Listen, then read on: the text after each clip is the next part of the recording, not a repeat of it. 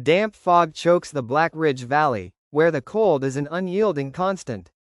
Julian, cloaked in branded wool, stands on a granite overhang, his presence as stark as the landscape. From a cliff fissure behind him, a stone-faced man appears, his voice a dry rasp as he notes Julian's tardiness. Julian stands his ground, his composure unwavering as he details his precise, adjusted descent. Around them, the mountain conceals its true nature, it's a topographical phantom to the world. Here, within the Black Ridge, the Shadow Syndicate silently forges its ghosts. Julian, their finest blade, stands before his commander. A new identity, meticulously prepared for Julian Vance, is presented with complete documentation. Julian's eyes instantly scan the flawless paperwork for any imperfection. His focus remains sharp as he simply asks for his designation. Julian accepts his new identity as Julian Vance, a trust fund playboy headed for Vanguard University. His elaborate cover, built on the powerful Vance family, ensures an unshakable deep cover operation. With strict no-contact protocols, Julian begins his mission. The commander warns Julian, a civilian skin over steel, that another now bears his name and occupies his life. 18 years ago, Arthur Vance filled a void with an adopted son, now made inconvenient by Julian's return. Unmoved, Julian stands silently as the wind stirs the pines around him. Julian coldly dismisses his opposition, declaring his interest lies only in a clear, paper trail. The commander offers a curt goodbye, sending Julian to a waiting car at the mountain's base. There, a midnight black Maybach idles as Marcus Thorne, chief legal counsel for Vance Enterprises, awaits. Impeccably suited, Thorne exudes a chilling precision, a man who calculates value with dispassionate ruthlessness. Marcus observes Julian's approach, noting his simple attire and lack of entourage. He instantly perceives the young man as unrefined, almost feral. With a clipped, practiced voice, Marcus introduces himself as the representative of Julian's parents. Julian stands before Marcus, his gaze piercing and unyielding. He offers no greeting, instead subtly dissecting Marcus's every tell. The lawyer, seemingly unfazed, dismisses Julian's identity with a casual remark, sparking a tense confrontation over a name. Marcus notes the boy's unsettling indifference to the luxurious Maybach. He then adopts a steely, authoritative tone, laying bare the Vance family's complex dynamics and the boy's delicate position within it. This is an extraordinary privilege, Marcus warns, one not to be jeopardized by friction or embarrassment. Julian holds the lawyer's stare, the valley silent but for the engine's drone. He offers no defense or declaration, instead moving past Marcus to open the Maybach door himself. Tossing his duffel inside, Julian turns back, his face a mask of absolute, chilling indifference. Julian's quiet command silences Marcus instantly, leaving him frozen and feeling a sudden chill. For a moment, he is an insect under a predator's gaze, his status as an attorney forgotten. Shaking off the absurd fear, Marcus straightens his lapels and complies, walking to the passenger side door. Julian settles into the Maybach, already mentally mapping the Vance estate, not for a homecoming, but for a calculated operation. He closes his eyes, charting entry points and escape routes, preparing for an intricate task. His family believes he seeks their power, unaware Julian has a much more precise and subtle objective in mind. Outside, the landscape transforms from rugged wilderness to manicured estates as the Maybach approaches Bedford. Marcus occasionally checks the rearview mirror, expecting Julian to observe the change. Unseen, Julian maintains a combat meditation, his mind already meticulously mapping the Vance domain based on satellite intel. 500 acres of grounds are heavily monitored, a network of sensors and patrols the syndicate considers mere amateur work. A car passes through ornate iron gates displaying the Vance family crest, its tires crunching softly on the gravel drive. It approaches a sprawling neo-Georgian manor, where a fleet of luxury cars gleam under the overcast sky. Marcus announces their arrival, listing the family members who have gathered to meet Julian. Julian's eyes snap open, instantly focused and alert, as Marcus subtly warns him about family decorum and the family's high expectations. Ignoring the advice, Julian slings his duffel over his shoulder and steps from the vehicle. Ozone and crushed stone fill the air as the manor's grand oak doors swing open, revealing a butler and 2 staff. "Welcome home, Master Liam," the butler bows, but the returning figure calmly corrects him, "Julian." Without breaking stride, he sweeps past the staff. His internal compass guides him confidently through the opulent foyer and gallery, straight toward the west drawing room. Julian pushes the heavy mahogany doors open, cutting off Marcus mid-announcement. The conversation inside the opulent drawing room, bathed in warm light from a crystal chandelier, instantly ceases. High ceilings, Persian rugs, and antique oil paintings frame a high society gathering, now frozen in surprise. Arthur Vance, the family patriarch, holds court alongside his elegant wife Victoria. His eldest daughter, Clara, stands with an air of corporate command, while Chloe, indifferent, scrolls on her phone. Apart from them all, by the fireplace, sits the youngest, Julian Vance. Jude, the quintessential American aristocrat, sits lost in thought with his pen and notepad. The moment shatters as Julian appears in the doorway, his dark, unstyled presence stark against the drawing room's luxury. The family falls silent, watching him, until Victoria hesitantly rises, her voice trembling as she speaks his name. Arthur steps forward, staging a dramatic reunion with a practiced smile and a tale of 18 years of searching. But Julian remains still, completely unresponsive to the overture. His soft, unexpected question about the paperwork instantly shatters Arthur's carefully constructed narrative, leaving him bewildered. Julian states his immediate need for legal documents, his voice flat and devoid of emotion. The room's temperature plummets as Clara confronts him, furious at his lack of gratitude after years of their family's sacrifices. Julian simply turns his cold, analytical gaze on her, his composure unwavering. Julian calmly reveals a shocking family secret. The search for a missing heir was merely a tax evasion strategy, not a genuine quest. Clara stiffens, a flush of red creeping up her neck as the truth sinks in. When Arthur attempts to scold Liam, Julian smoothly corrects him, asserting his identity and challenging the established narrative. Jude gracefully intervenes, using a gentle touch and a disarming smile to diffuse the brewing tension. He subtly portrays Liam as an unfortunate outsider, unfamiliar with their family's customs, thereby positioning himself as the magnanimous master of the house. Jude extends a welcoming hand, his words dripping with false benevolence as he offers to guide Julian back to civilization. Julian, however, perceives the razor-sharp malice lurking beneath the surface, recognizing the subtle power plays and attempts to diminish him. He silently acknowledges Jude's offered hand but refuses to take it, his composure unwavering. Julian's soft words deliver a chilling, veiled threat. Jude's benevolent smile instantly rigidifies into a mask of pure terror, leaving him frozen. Julian then dismisses him, casually stepping aside to address Arthur and Victoria once more. Julian needs to be shown to his room. He has a Vanguard University class schedule to review. Tomorrow's preparations are critical. A thick silence chokes the drawing room as Victoria assesses her 2 sons, one polished and perfect, the other unnervingly calm. Their father, Arthur, attempts to quell the palpable tension, chastising Julian for his chilling remarks. Yet Julian remains unfazed, dismissing his words as mere observations rather than threats. Clara sharply challenges the harsh behavior, defending Jude, who then subtly plays the victim while feigning understanding. Chloe, disengaged, offers a detached, critical observation from her phone.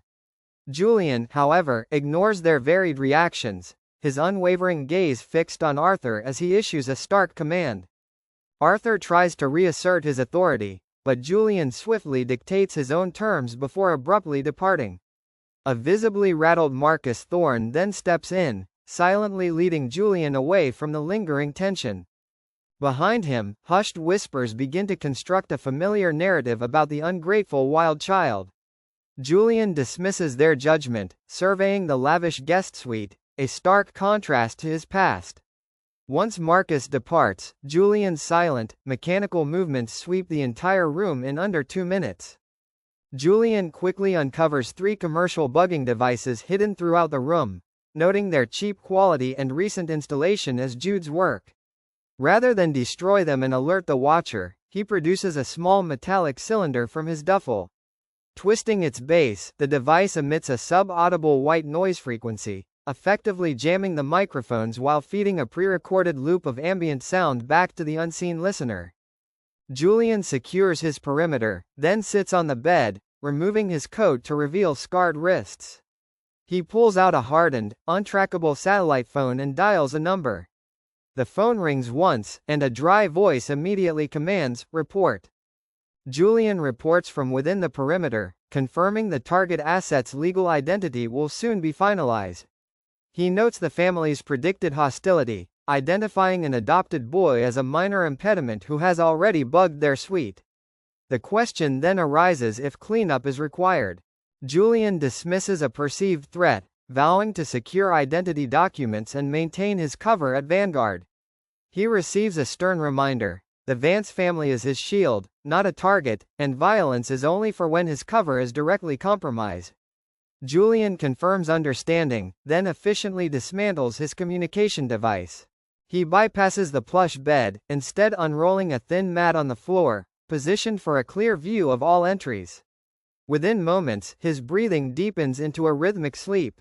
Downstairs, Jude Vance, monitoring an audio receiver, hears only static and the faint whisper of wind.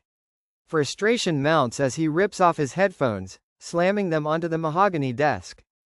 His eyes dark with desperate malice, Jude whispers venomous threats to the empty room about what he will not surrender. He quickly types a message to Vanguard Alpha on a secure app. The command is explicit: destroy the incoming heir's reputation before the first lecture ends. At 0800 sharp, Julian enters the grand dining room, where morning light illuminates the family's opulent breakfast. The room instantly falls silent as all eyes turn to him. Arthur, at the head, puts down his tablet, declares, "punctual," and signals for a chair. Julian takes his seat, his gaze immediately locking onto a manila folder and ignoring all pleasantries. He cuts straight to the point, his impatience barely concealed. Victoria attempts to establish a familial tone, but Julian sees through the performance. He knows their true motives, demanding the folder with cold precision. Arthur demands Julian sign away his executive power, but Julian refuses to be rushed. He carefully examines the complex legal documents, much to the amusement of onlookers. Then, Julian calmly quotes a specific clause, demonstrating his sharp intellect and challenging Arthur's presumption. Clara stiffens, realizing a clause designed to disempower Julian and bolster Jude's control. Julian, however, swiftly strikes out the offending section, initials it, and signs the document with a razor-sharp flourish. When Clara protests this alteration, Julian coolly presents his signature as an ultimatum, daring them to reject the verified heir. A newly struck clause leaves Arthur visibly shocked, and Jude's attempts to explain are met with a swift rebuke. Julian, identifying a wealth siphon, cuts off the excuses. With the papers signed, he stands decisively, leaving the family stunned by his sudden departure. Julian declares his mission: Vanguard University, where his enrollment begins today as his new cover. He leaves a tense silence in his wake, stepping onto the elite New England campus. This sprawling Gothic playground for future leaders immediately highlights Julian's unassuming presence against a backdrop of inherited wealth and privilege. He ignores the curious glances, his gaze sweeping across the campus. 3 high vantage points on the library roof offer clear sightlines, while outdated security cameras pan with predictable delays. Heavy foot traffic near the student union provides the perfect cover. Julian faces Brody, who levels accusations of plagiarism and forged transcripts against him. As a crowd gathers and pulls out phones, Julian remains unblinking. In the distance, Jude watches with a feigned look of profound, sorrowful concern, playing to his audience of well-dressed heiresses. Julian's voice carries across the quad, only to be met by Brody's immediate confrontation. Brody accuses Julian of fraud, telling him the dean's office is waiting. Julian, however, looks past him, locking eyes with Jude. Jude offers a brief, confident nod, knowing their plan is now in motion. A cold, razor-thin smile briefly touches Julian's lips. His voice is soft yet carries an undeniable edge as he commands, "Lead the way." It's time to talk to the dean. In Dean Miller's imposing office, Julian Vance faces a plagiarism accusation, with a smug Brody looking on. Unflustered, Julian not only refutes the claim by correcting a fundamental flaw in the supposed source paper, but also calmly exposes Brody as the true architect of the setup. With precise technical details, Julian reveals Brody's digital trail, leaving the dean stunned and Brody's smugness shattered. 80 students fill the grand lecture hall as Julian takes his usual back row seat, ensuring clear sightlines. 5 rows down, Jude enters with his entourage, Genevieve Cross among them, a faint tension visible beneath his composed face. Professor Jonathan Vance then approaches the lectern, tapping the microphone. The professor begins the lecture, detailing game theory applied to predatory acquisitions. He projects a complex matrix, then challenges the class to analyze a flaw in a past defense strategy. Silence drifts across the room before a few hesitant hands, including Jude's, finally rise. The professor nods, singling out Jude. With effortless poise, Jude Vance details the board's financial miscalculation, a textbook explanation that elicits polite nods and the professor's approving, albeit conventional, assessment. Before the murmurs fully settle, a quiet, flat voice cuts sharply through the air from the back row. "It's completely wrong," a voice declares, silencing the lecture hall as all heads snap toward the back. Julian remains seated, arms folded, his gray eyes fixed on the board. Professor Vance's eyebrows shoot up over his glasses. He demands to know who dares to speak. Julian reveals Apex Defense's collapse wasn't due to stock pressure, but a surgical strike against their supply chain. He explains how an acquirer covertly severed key subcontractor agreements, creating an inventory bottleneck that triggered a covenant breach. The professor freezes, his hand suspended over his digital pad, as Julian's clinical assessment unravels the true strategy behind the downfall. A stunned silence hangs in the air. The professor confronts Julian about his classified knowledge, to which Julian coolly replies, "I read the filings." Whispers ripple through the lecture hall as all eyes turn to him, much to Jude's silent fury in the third row. Julian waits calmly as the class disperses after the lecture. Julian's path is abruptly blocked by Genevieve Cross, a woman of immense wealth radiating cold condescension as she threatens to ruin his life for daring to challenge Jude. He meets her venomous assault with an unnervingly emotionless gaze. Julian closes the distance, his quiet voice delivering a chilling threat. He reveals intricate knowledge of her father's firm and their vulnerable offshore accounts, detailing how a single tip could ruin everything. Genevieve's breath catches, her face paling as the weight of his words hits her. She stumbles back, suddenly terrified. Julian steps past Miss Cross into the sunlit corridor, his voice sharp with dismissal. He warns her unequivocally that she is far out of her depth, leaving her to grapple with his words. Genevieve stands frozen, her heart hammering as Julian vanishes into the crowd. Her phone buzzes with Jude's chilling text. Has the message been delivered? Her fingers tremble, unable to reply, as a terrifying question grips her. How does he know about Zurich? That account, hidden by a 3-tier Liechtenstein trust, remains unknown even to her father's most trusted auditors.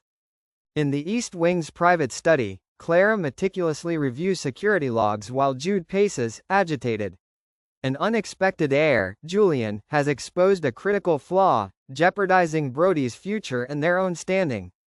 Jude grapples with Julian's mysterious skills, but Clara reminds him of the biological truth. Julian's presence now threatens to unravel their carefully constructed world. Jude, abandoning academic sabotage, shifts to a darker strategy, permanently ruining Liam's character. He quickly plans a public disgrace at the Grand Horizon Club, a lavish high society venue overlooking Manhattan. Here, amidst the city's elite, Jude intends to deliver a devastating, welcoming party for Liam. At 8 o'clock, Julian steps into the opulent main lounge, a reluctant guest at his family's mandatory networking reception. His simple black suit, devoid of adornment, marks him as an outsider amidst the glittering crowd. Across the room, the Vance family forms a powerful receiving line, their presence commanding the warm, chandelier-lit space. Jude stands at the room's center, flanked by a pale Genevieve cross and Charlotte Montgomery in a sparkling emerald gown. Julian enters, his silent steps carrying him across the room as his eyes meticulously map the security, hidden exits, and vantage points. Arthur then greets Liam with booming, artificial warmth, preparing to introduce him to Senator Montgomery. Julian asserts his own identity with a flat correction, showing no deference to his biological father. The senator offers a cautious welcome, but Jude smoothly steps in, a subtle tremor in his hand belying his calm demeanor. He speaks of Julian's transition, before subtly directing Charlotte to lead Julian away. Their destination, the terrace, and a chance to take in the city view. Charlotte offers a practiced, dazzling smile, agreeing to the request. But Julian doesn't miss the subtle exchange between her and Jude, or the way her hand twitches toward her clutch. He simply says, "Lead the way," and they emerge onto a magnificent, empty terrace, 60 stories above Manhattan's glittering skyline. Cold night air whistles through the glass, a stark contrast to the luxurious interior. Charlotte leans against the glass railing, her gaze sweeping over the vast, powerful city below. She voices her thoughts about the city's overwhelming nature, prompting Julian, who stands silently behind her, to offer a starkly pragmatic response about entry points. A sharp, artificial laugh escapes Charlotte as she retrieves a small vial from her clutch and deliberately tears the silk strap of her gown. She turns, her calm condescension replaced by a mask of practiced terror. Her hands move to tear her dress, preparing to scream for help. But before the sound can fully erupt, Julian acts, his movement precise and devoid of panic. Julian swiftly unclips a sleek black device, a faint blue LED glowing as he raises it. Charlotte chokes, her gaze darting between the device and his unnervingly calm eyes. He reveals her cufflink camera has been rerouted, now broadcasting her every move to the main ballroom screens.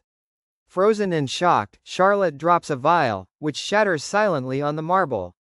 Her face drains of color as Julian reveals the full public spectacle of her actions. He coolly informs her that her father, the senator, and dozens of others are watching her tear her gown in high definition. A deafening silence falls over the ballroom, and through the glass, Julian watches Vance drop his drink and the senator's face turn purple with rage. Jude watches in terror as his private stream broadcasts to the entire room. Suddenly, Senator Montgomery bursts onto the terrace, flanked by security and a horrified Victoria. He rages at Charlotte, who kneels beside a broken vial as the crowd surges forward. Julian steps past Jude, perfectly composed as he brushes a speck from his lapel.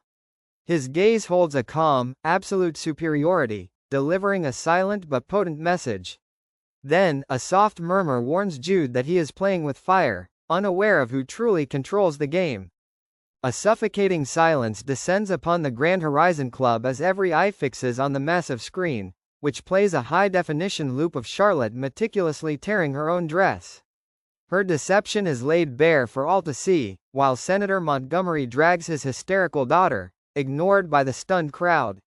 Arthur Vance stands frozen, his face a terrifying crimson as spilled scotch stains the plush rug beneath his feet. Jude watches in horror as his phone clatters, inadvertently broadcasting Charlotte's private feed to the entire gala. Julian calmly re-enters the ballroom, surveying the unfolding chaos with a detached air. Senator Montgomery then confronts Arthur Vance, demanding answers about his son's actions as Arthur struggles to explain the catastrophic glitch. Julian calmly reveals the senator's daughter was drugged and instructed to stage an attack, labeling the execution exceptionally sloppy. His gaze then fixes on Jude, exposing the incriminating video feed as originating directly from Jude's private device. Gasps ripple through the stunned guests as the depth of the betrayal becomes clear. Victoria desperately pleads with Jude to deny the accusations, but he is momentarily speechless as his sisters react with fear and withdrawal. When Jude finally claims he's been framed, Julian calmly outlines his actual misdeeds, exposing his frantic lies. Julian reaches into his jacket, causing security to instinctively step back before he reveals a slim manila envelope. He hands the finalized legal documents to Arthur, declaring his identity established and the probate hold cleared. Arthur stares at the envelope and his biological son, a titan of industry now feeling utterly powerless for the very first time. Julian dismisses Arthur's desperate plea, his objective complete as he holds the coveted signature. He turns his back on New York's absolute elite, who part for him like water as he heads for the express elevators, no one daring to challenge his departure. Just then, Jude's frantic cry of, "Liam," slices through the stunned silence. Julian confronts Jude with a stark warning, his voice carrying an icy finality as he steps into the waiting elevator. The doors seal him off, leaving a chill in the empty hallway. Moments later, Julian emerges onto the rain-slicked Manhattan streets and vanishes into the vast city night. Sharp, cold rain turns Fifth Avenue's neon into blurry streaks as Julian walks south, his hands deep in his coat. He bypasses a cab, his mind engaged in a routine post-operation purge, secured targets, neutralized influence, and Jude's critical threshold.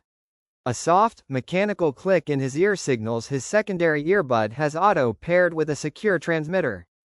A tense communication confirms a successful operation, though Julian finds the target's methods sloppy and desperate. The commander reveals Jude's network extends beyond the university, now linked to a local enforcement syndicate. As Julian pauses at a crosswalk, new intelligence points to a far more dangerous threat. He wonders if they are now dealing with mercenaries. The commander predicts Jude, now desperate, will abandon corporate maneuvering for physical elimination. Julian calmly welcomes this shift, seeing it as a way to accelerate his own plans. He is warned to maintain cover and leave no bodies on the active university campus. Julian taps his earbud, cutting the line, and steps off the curb. The next morning, a suffocating tension hangs heavy over the Vance estate. In the formal dining room, an older Arthur Vance watches the rain, an unlit cigar in hand, while Victoria weeps and Clara paces, consumed by her tablet. A municipal defense contract unravels as Clara reveals Senator Montgomery's sudden withdrawal of support, driven by damning stories branding Jude a liability. Arthur, his voice laced with dread, demands Jude's whereabouts, as Victoria tearfully defends the boy's mistake. But Arthur's rage erupts, exposing Jude's true actions: a rigged assault on a senator's daughter, exposed security, and a vengeful act of humiliation. Clara steps in, her concern fixed on the potential public scandal and its devastating financial impact. Arthur, however, has a chilling realization about Julian's true nature. He knows Julian won't go to the press, not out of fear, but because he simply doesn't care about their money, their revenge, or their approval. Arthur grapples with the chilling realization of their adversary's true nature, far more dangerous than any rival. Downstairs, a modified V8 engine shatters the garage's silence as Jude, bloodshot and white-knuckled, grips his Porsche's wheel. Through an encrypted line, he rasps a single, fear-laced question: "Is it done?" A gravelly voice outlines the target's schedule, detailing a vulnerable path through a quiet, blind-spotted quad. Jude demands the man be utterly broken, not physically harmed but mentally destroyed, a price that doubles due to the target's family. Desperate, Jude screams acceptance, fixated on the job's completion. Jude slams the accelerator, his Porsche screeching from the garage and disappearing into the fog, leaving Vance Manor behind. He no longer cares for board meetings, the senator, or the fluctuating stock price. If the Vance empire cannot be his, he will ensure no biological heir is left to claim it. A dense, bone-chilling drizzle now blankets Vanguard University, leaving the campus deserted save for the eerie glow of flickering streetlights. Julian moves at an unhurried pace down a narrow brick path, his leather duffel slung over his shoulder, collar turned up against the biting cold. Julian catalogues every subtle shift in the environment, his senses fully open despite not looking left or right. 6 hostiles position themselves, 3 behind, 2 on the roof, 1 blocking the exit, their poor discipline evident in heavy breathing and cheap tobacco. Unfazed, Julian continues his steady pace. He walks straight into the blind spot beneath a dead street lamp and simply stops. From the boiler facility's shadows, 6 men emerge in dark utility gear, 2 carrying batons as their scarred leader dons brass knuckles. He confronts Julian Vance, who turns slowly, his gray eyes flat and unreadable. Julian calmly notes their tardiness, his composure unsettling the tense standoff. Julian precisely outlines the thugs' botched ambush, drawing a sharp frown from their leader. As the crew exchanges uneasy looks, one thug retaliates by flicking open a steel baton, dismissing Julian's astute observations. Julian's cold assessment of the situation only enrages the leader further. A thug charges, his baton arcing with bone-shattering force towards Julian's collarbone. But Julian does not flinch, standing his ground as the strike descends. He closes the distance instantly, striking the thug's elbow with bone-shattering force. The joint snaps backward, making the thug gasp as he drops the baton. Julian then hurls him into the second attacker, sending both men crashing onto the wet cobblestones. Julian's action unfolds with shocking speed and brutal efficiency, leaving the remaining men frozen in disbelief. Their leader, roaring in fury, draws a tactical blade and commands them to attack. Without hesitation, the 3 remaining men charge as one. Julian moves through his attackers like a ghost in the rain. With surgical precision, he disarms one, uses their weapon to incapacitate another, and swiftly dispatches the final foe with brutal, silent efficiency. A man's head strikes the masonry, his eyes rolling back as he slides limp to the ground. In 9 swift seconds, 6 men now lie groaning or unconscious in the muddy quad. Rain continues to fall, washing dark blood from the cobblestones as the fight ends. Julian stands over his broken opponent, who gasps for air through a fractured jaw. With chilling calm, he hoists the man against the cold wall, their faces inches apart. His whispered question about who sent them carries a terror far greater than any scream. In agony, the leader quickly reveals Vance and Jude's names. Julian releases the man, letting him drop back into the mud. He retrieves his duffel bag and phone, then dials an unlisted number. A gravelly voice answers, and Julian reports a strike team's failure. 6 men incapacitated near the Vanguard Engineering Annex. Julian issues a chilling threat over the phone, warning his enemies to stay away from campus. He disposes of the evidence, then steps over the unconscious men. His gaze remains fixed on the distant lights of the library as he exits the lower quad. Jude has officially exhausted his civilian options. He now operates in the dark, a dangerous space where Julian is the only hunter. Julian walks away from the silent quad, leaving the broken men behind. A black town car waits idling in the rain, its rear door opening automatically as he approaches. Julian slides into the leather seat, finding Marcus Thorne slumped inside, his pale face illuminated by a tablet's faint glow.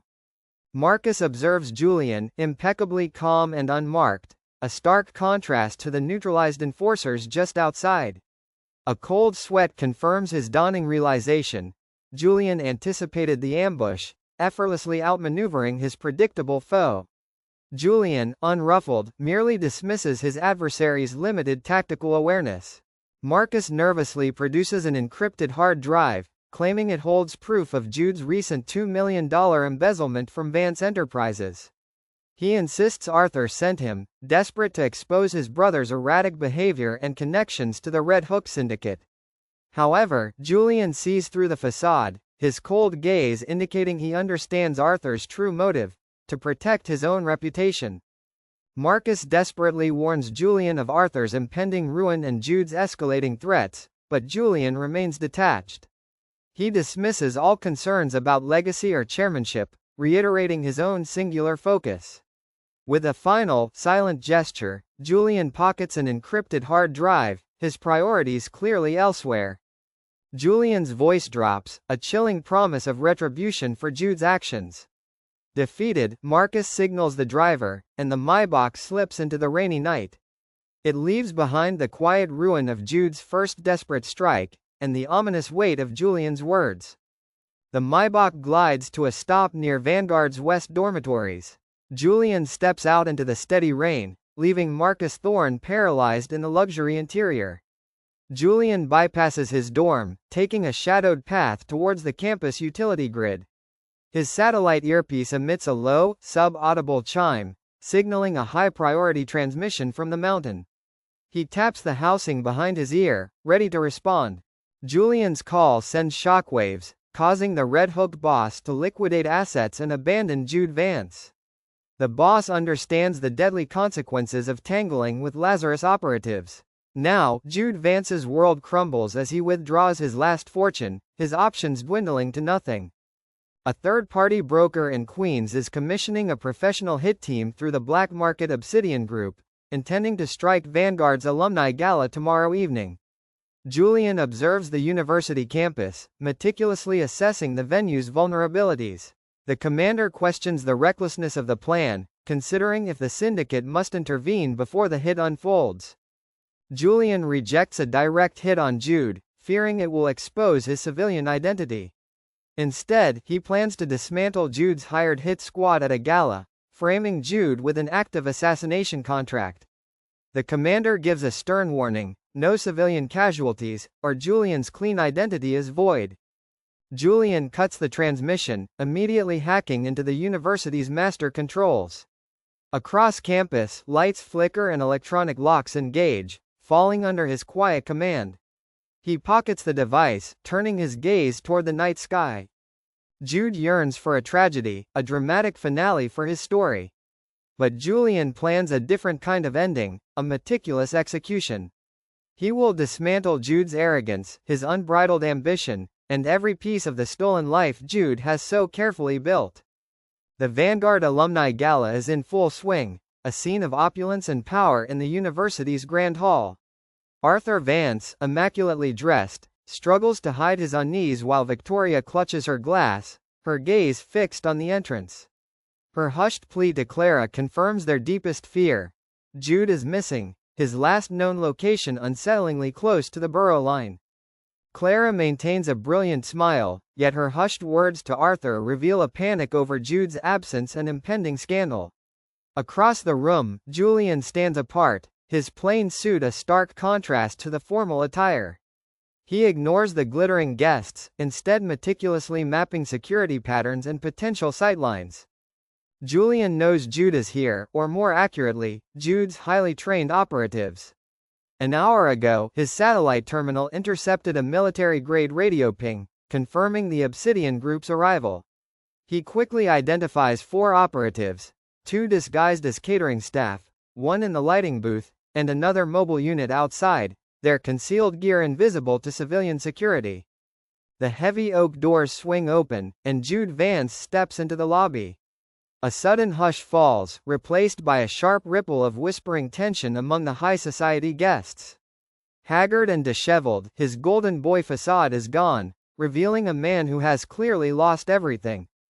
Arthur confronts Jude, his face contorted with rage, but Jude's chilling smile and ominous words are meant for Julian. Across the room, Julian meets his brother's intense gaze with unnerving composure, taking a slow sip of water. As Jude's hand slips into his jacket, the quiet click of a remote hints at the impending danger. High above the Grand Hall, a small charge detonates in the primary electrical junction box, instantly blowing the main breakers. Blue sparks shower as every light fixture plunges the room into total darkness. 400 wealthy guests gasp and shriek in a wave of panicked confusion. Darkness plunges the room into chaos, but for Jude, it's the culmination of a costly plan. He waits, heart-pounding, for the silenced pops of submachine guns to secure his inheritance. 10 seconds, he believes, until the company and name are his, unaware that Julian has already moved. As the lights fail, Julian's eyes instantly adjust to the faint moonlight, his training overriding any panic.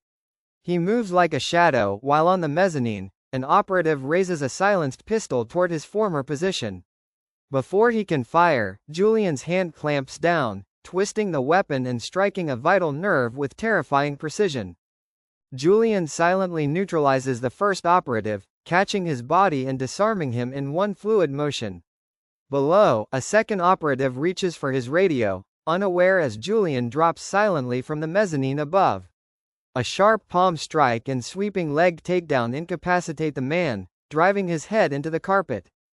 From the lighting booth, the team leader, third operative, scans the floor through night vision goggles, his brow furrowed as he loses visual of his target. He whispers into his tactical mic, demanding an update. Only static answers his urgent query, leaving him with an unsettling silence. The leader demands a report, but only a soft, cold breath answers, followed by a chilling whisper. "They're asleep." He spins, drawing his combat knife, but Julian is faster.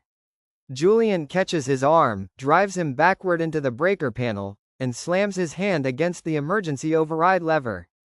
The heavy industrial relays slam shut, and the backup generators roar to life.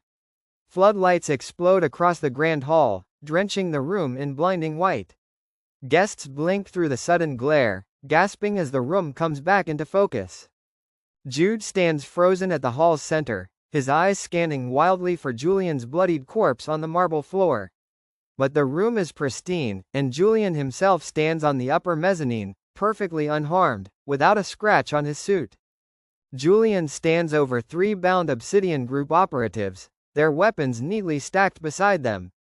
In his hand, he displays Jude Vance's master assassination contract, retrieved just moments ago.